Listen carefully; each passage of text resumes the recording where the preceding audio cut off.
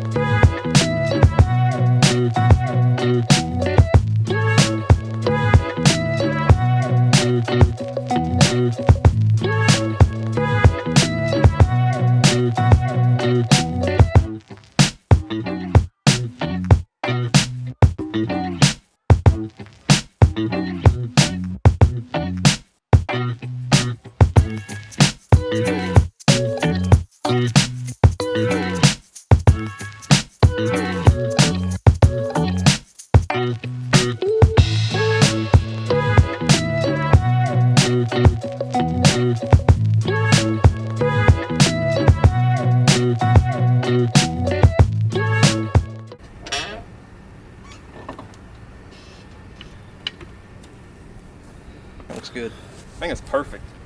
Let me see.